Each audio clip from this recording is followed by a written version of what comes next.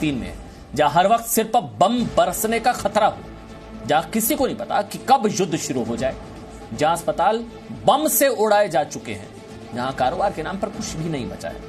इसी गाजा के जरिए दुनिया समझ सकती है कि बातचीत की बजाय युद्ध से किसी विवाद को सुलझाने के आखिर परिणाम क्या होते हैं। तस्वीरें बता रही हैं।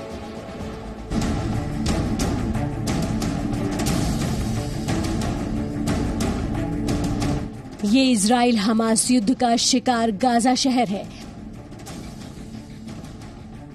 खंडहर का शहर, मलबे के ढेर का शहर, बमों से धाराशायी शहर। ये इजराइल हमास युद्ध खत्म होने के बाद का गाजा है। ये बमों की बारिश में तबाह और बर्बाद हुआ गाजा है। 11 दिन के युद्ध के बाद गाजा में विराम है।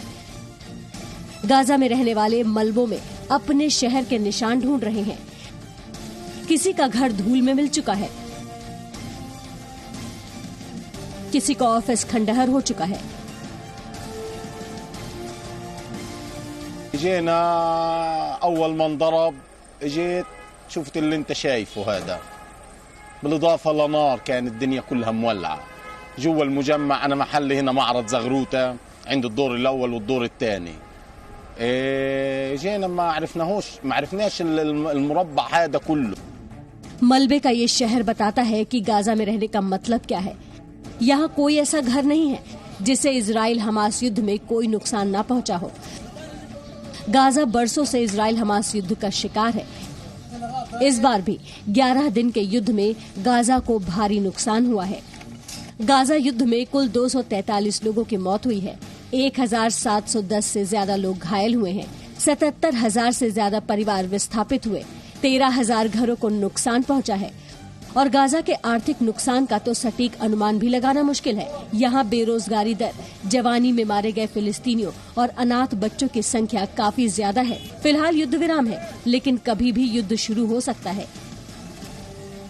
यही गाजा का सच है। युद्ध ही गाजा के खिलाफ कारोबार है और युद्ध के कारोबार की वजह से गाजा में उद्योग धंधे या कारोबार बर्बादी के ढेर में है। गाजा में बेरोजगारी दर पहले से ही 50% से ज्यादा है। ऊपर से यहाँ बड़ी संख्या में अस्पताल, स्कूल ध्वस्त हो चुके हैं। 80,000 लोगों के लिए पेयजल सुविधा प्रभावित हुई है। यही बात ये तस्वीरें भी बताती हैं कि गाजा में रहना क्या होता है और गाजा में रहना बारूदी सुरंगों पर रहने के बराबर क्यों है। स्तुति एब्रोल के साथ ब्यूरो रिपोर्ट, जी मीडिया। आगे बढ़ते हैं। 2 साल से आप जानते हैं पूरी दुनिया कोरोना की त्रासदी झेल रही है और तब से ही हमारे वैज्ञानिक और रिसर्चर्स कोरोना का इलाज ढूंढ रहे हैं। वैक्सीन आई है। कोविड से लड़ने के 3 तरीके हैं: बचाव, इलाज और वैक्सीन। इन्हीं में से कोविड मरीज के इलाज का एक और तरीका भारत पहुंच चुका है। यह इलाज जिस दवा के जरिए किया जाएगा उसे एंटीबॉडी कॉकटेल कहते हैं। बहुत ध्यान से देखिएगा ये खबर, एंटीबॉडी कॉकटेल। इलाज के इस तरीके में मरीज के शरीर में कोरोना से लड़ने वाली खास एंटीबॉडीज इंजेक्ट की जाती है, डाली जाती है एंटीबॉडीज। ये एंटीबॉडीज कोरोना के वायरस को एकदम आगे नहीं बढ़ने देंगी। भारत में सिप्ला कंपनी इस दवा को बना रही है जो अब इलाज के लिए उपलब्ध है। आप जानना चाहेंगे दवा क्या है, ये कैसे काम करती है और कैसे मरीजों का इलाज इस कॉकटेल से होगा, कोविड रुकेगा इस कॉकटेल से। ये सब कुछ जानिए, देखिए, समझिए इस रिपोर्ट में।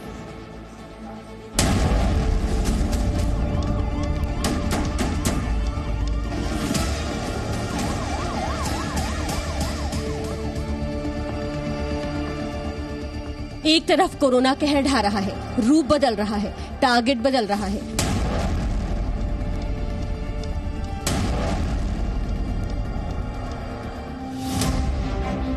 दूसरी तरफ वैज्ञानिक शोध में जुटे हैं। नए नए प्रयोग किए जा रहे हैं। कहीं कोविड रोकने की दवा बन रही है, कहीं कोविड से बचाव की वैक्सीन्स बन रही हैं। ऐसी ही एक दवा और भारत के बाजार में आ रही है जिसका इस्तेमाल अमेरिका के पूर्व राष्ट्रपति डोनाल्ड ट्रंप के इलाज में भी हो चुका है। ये दवा है एंटीबॉडी कॉकटेल, यानी वो दवा जो कोविड के मरीज को मिल गई तो उसके कोविड से मुक्त होने का चांस 70 से 80% बढ़ जाता है।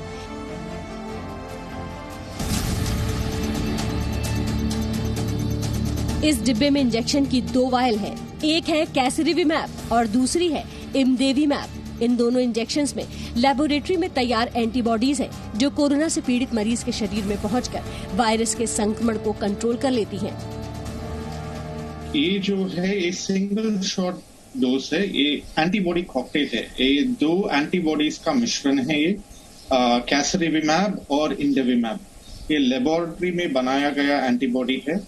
इसको 600 मिलीग्राम ऑफ कैसरिविमैब और 600 मिलीग्राम का इमदेवीमैब दोनों का वायल्स मिक्स करके वो पेशेंट को देना पड़ेगा, जिसको माइल्ड टू मॉडरेट डिजीज है अभी, और जिनको हाई रिस्क फैक्टर्स भी है।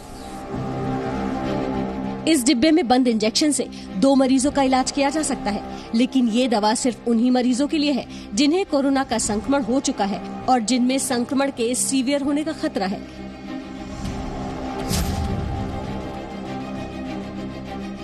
दवा बनाने वालों का कहना है कि कोविड के जिन मरीजों में माइल्ड और मॉडरेट सिम्टम्स हैं, जिन्हें अस्पताल में भर्ती होने की जरूरत नहीं पड़ी है और जो हाई रिस्क पेशेंट हैं, उनके लिए ये सबसे फायदेमंद है। और इस कैटेगरी में 60 साल से ज्यादा उम्र वाले, मोटापा के शिकार, दिल फेफड़े की बीमारी से ग्रस्त, ब्लड प्रेशर के मरीज, किडनी लिवर के मरीज, cancer, bone marrow, transplant, organ transplant, AIDS, sickle cell anaemia और थैलेसीमिया के वैसे मरीजों में ये एंटीबॉडी कॉकटेल ज्यादा कारगर होती है जो कोविड संक्रमित हो गए हैं। ऐसे 12 साल और 40 किलो से ज्यादा वजन वाले सभी कोविड मरीजों को ये दवा दी जा सकती है।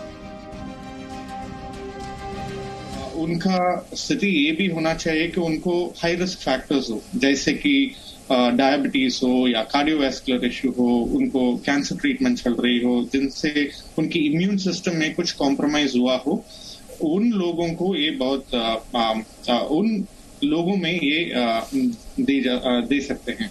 जो आपने पीडियाट्रिक एज ग्रुप या यंग पेशेंट्स की जो बात की, किसी को भी 12 साल के ऊपर और 40 किलो के वजन के ऊपर जो भी है उनको ये ड्रग दिया जा सकता है।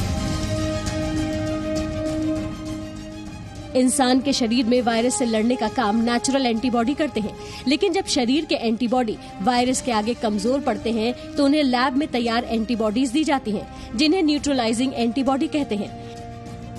ये मोनोक्लोनल एंटीबॉडी होती है, मतलब एक ही तरह की कोशिकाओं से बनाई गई एंटीबॉडी जो इंसान के शरीर में पहुंचकर कोरोना वायरस के स्पाइक प्रोटीन में चिपक जाती है। इसके कारण वायरस का रिसेप्टर ब्लॉक हो जाता है। वायरस इंसान की कोशिका में आगे बढ़ ही नहीं पाता और संक्रमण वहीं रुक जाता है। फिर बाकी का काम शरीर की नेचुरल एंटीबॉडी संभाल लेते हैं और मरीज कोरोना को हराने में कामयाब हो जाता है। इस लिहाज से करीब 13,000 मरीजों पर शोध के बाद दवा कारगर तो बताई जा रही है। मृत्यु दर और हॉस्पिटलाइजेशन रोकने में 70 से 80% तक कारगर भी है और मरीज औसतन 4 दिन पहले ही ठीक भी हो जा रहे हैं। लेकिन एक मरीज के लिए इसकी कीमत 59,750 रूपए और 2 मरीजों के लिए 1,19,500 रूपए है।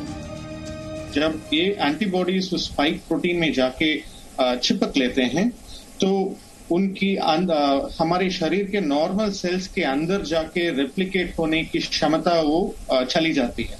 तो viral replication is dramatically reduced because of this attachment to the spike protein.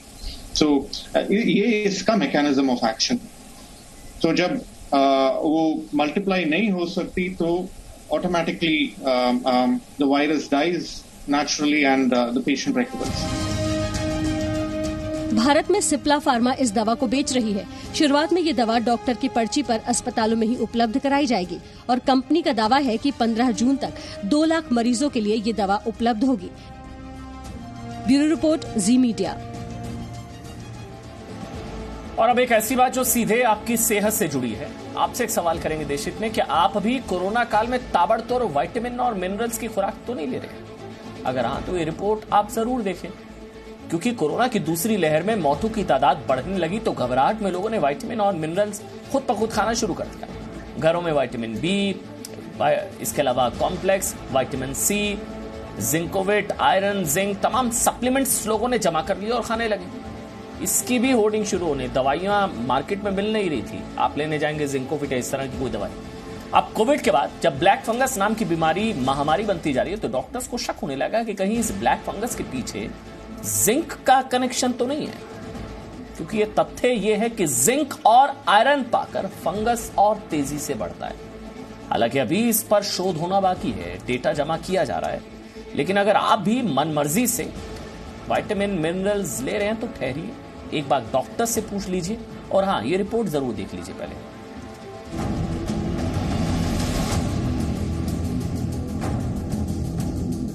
Corona में अस्पताल अटे पड़े हैं, डॉक्टर बिजी हैं, क्लिनिक बंद है, दहशत फुल है और भरोसा गुल है। लोग घबराए हुए हैं और कोविड से बचाव के तरीके की तलाश में हैं। ऐसे में जब कोविड के इलाज में डॉक्टर की हर पर्ची पर जिंक और विटामिन सी जैसे विटामिन मिनरल्स लिखे जाने लगे तो लोगों ने विटामिन और जिंक की खुराक खुद लेनी शुरू कर दी। हर घर में विटामिन सी, विटामिन डी और जिंक के सप्लीमेंट अपनी मर्जी से लोग लिए जा रहे हैं, जबकि कोविड के बाद देश में बढ़ते ब्लैक फंगस वाली बीमारी के पीछे जिंक को बड़ा कारण माना जा रहा है। ये शक इसलिए भी बढ़ने लगा है क्योंकि शुगर, जिंक और आयरन की अधिकता में फंगस तेजी से बढ़ता है और कोरोना से डरे लोग ताबड़तोड़ जिंक सप्लीमेंट का सेवन कर रहे हैं। इसलिए जानकार कह रहे हैं कि ब्लैक फंगस के मरीजों की बढ़ती तादाद के पीछे जिंक कनेक्शन की पड़ताल भी होनी चाहिए। वैसे कोरोना से लड़ने में इंसान की नेचुरल इम्यूनिटी की बड़ी भूमिका है और इम्यूनिटी बढ़ाने के लिए ही डॉक्टरों ने विटामिन सी और मिनरल्स प्रिस्क्राइब करना शुरू किया, क्योंकि माना जाता है कि मल्टीविटामिन एंटीऑक्सीडेंट्स, एंटी माइक्रोबियल और इम्यूनोमॉड्यूलेटर की तरह काम करते हैं। ये इम्यूनिटी बढ़ाते हैं और इन्फेक्शन को रोकने में मददगार होते हैं। लेकिन कोरोना के खौफ में लोगों को विटामिन और मिनरल्स सुरक्षा कवच की तरह दिखने लगे और लोग अपनी मर्जी से भी इनके सप्लीमेंट्स खाने लगे। हालत ये हो गई कि विटामिन और मिनरल की मांग 3 गुना से भी ज्यादा बढ़ गई। घर घर में लोग इसका सेवन करने लगे और वो भी बिना किसी जांच पड़ताल और शायद बिना जरूरत के भी विटामिन मिनरल्स लेने लगे, जबकि इसके सेवन से पहले ये जानना जरूरी है कि ये क्यों जरूरी है और इनकी अधिकता से क्या नुकसान हो सकता है। दरअसल जिंक में एंटीवायरल गुण होते हैं जो पाचन, नर्व सिस्टम और मेटाबॉलिज्म में मदद करता है। इसके अलावा जख्म भरने, सूजन कम करने में भी मददगार होता है। लेकिन यही जिंक ज्यादा हुआ तो उल्टियां हो सकती हैं, किडनी को नुकसान हो सकता है, भूख कम हो सकती है, कॉपर लेवल कम हो सकता है और गुड कोलेस्ट्रॉल यानी HDL कोलेस्ट्रॉल कम हो सकता है। जिंक को एक म्यूकोरमाइकोसिस का भी रिस्क फैक्टर माना गया है। इसके अपने से नोजिया हो सकता है, लूज मोशंस हो सकते हैं। ये कॉपर और आयरन की एब्जॉर्प्शन को लिमिट करता है जिंक। सो इसकी पेट में दर्द हो सकती है अगर जिंक बहुत देर तक लेते रहते हैं। तो जितने समय तक बताया गया है उतने समय तक लेने से कोई ज्यादा नुकसान नहीं है, मगर आप लगातार लेते रहते हैं तो इसके नुकसान है। इसी तरह विटामिन सी और डी के बारे में भी जानकार बताते हैं कि उनके ज्यादा मात्रा में सेवन से कई तरह के नुकसान हो सकते हैं, क्योंकि विटामिन सी एंटीऑक्सीडेंट है जो कोशिकाओं को नुकसान से बचाता है और एंटीबॉडी मजबूत रखने में मदद करता है। लेकिन अगर ये ज्यादा हुआ तो सिर में दर्द हो सकता है, पेट में ऐंठन हो सकती है। वैसे ही विटामिन डी वायरल इन्फेक्शन की स्थिति में इम्यून रिएक्शन मजबूत करता है, रेस्पिरेटरी ट्रैक और मायोबैक्टीरियल इन्फेक्शन रोकने में मददगार है, हड्डियों और दांतों के विकास में मदद करता है। लेकिन ये ज्यादा हुआ तो दस्त हो सकता है, चक्कर आ सकते हैं, भ्रम की स्थिति हो सकती है और भूख कम हो सकती है। जैसे कि अगर आपने बहुत ज्यादा विटामिन सी और जिंक लेते हैं तो उससे नौशिया, वॉमिटिंग, एब्डोमिनल क्रैम्प्स हो जाते हैं और इसीलिए जो विटामिन्स हैं वो लिमिटेड लेना चाहिए या जितनी मात्रा में लेना चाहिए उतने ही लेना चाहिए। वैसे विटामिन और मिनरल्स का संतुलन बनाए रखने का सुरक्षित तरीका हेल्दी डाइट है, जिसमें सभी विटामिन और मिनरल्स प्रचुर मात्रा में पाए जाते हैं। ये प्राकृतिक स्रोत नुकसानदायक नहीं होते, इसलिए मरीजों को छोड़कर सामान्य लोगों को डॉक्टर संतुलित डाइट की सलाह देते हैं। ब्यूरो रिपोर्ट, जी मीडिया। सीधा सा मतलब है, डॉक्टर प्रिस्क्राइब करें तभी लें। छोटा सा ब्रेक लें।